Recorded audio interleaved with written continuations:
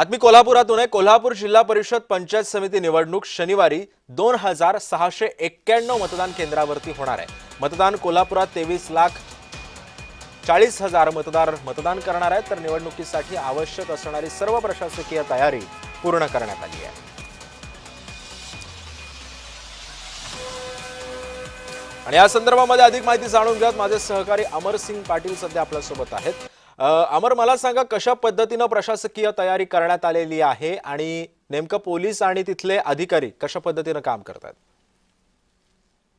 गेल्या काही दिवसापासून सिद्धेश ह्या जिल्हा परिषद निवडणुकीची यंत्रणा सक्षम झाली होती आणि कारण महापालिकेची निवडणुकीची रणधुमाळी संपताच ही जिल्हा परिषद निवडणूक लावली होती। कोल्हापूर जिल्ह्यामध्ये फक्त कोल्हापूर महापालिकेमध्ये महायुतीचे एक गठबंधन झालं होतं, परंतु कुठेही आता जिल्हा परिषदेमध्ये असं महायुतीत झालं नाही। प्रत्येक ठिकाणी भाजप असेल, शिवसेना असेल, राष्ट्रवादी असेल वेगवेगळे लढलेलं आहे आणि स्थानिक आघाड्याही झालेत।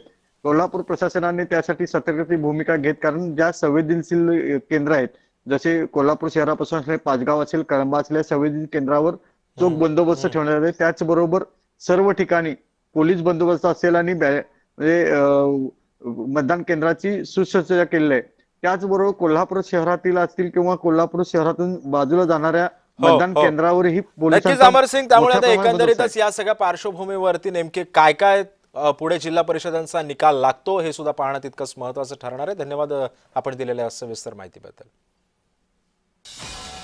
त्यामुळे निवडणुकीसाठी आवश्यक असणारी सर्वच्या सर्व प्रशासकीय तयारी प्रशासनाकडून पूर्ण करण्यात आलेली आहे। कोल्हापूर जिल्हा परिषद आणि पंचायत समितींच्या निवडणुकांसाठी उद्या मतदान प्रक्रिया पार पडतीये। 9 तारखेला निकाल लागणार आहे, त्यामुळे या निवडणुकांमध्ये काय होतं हे सुद्धा पाहणं महत्त्वाचं ठरणार आहे।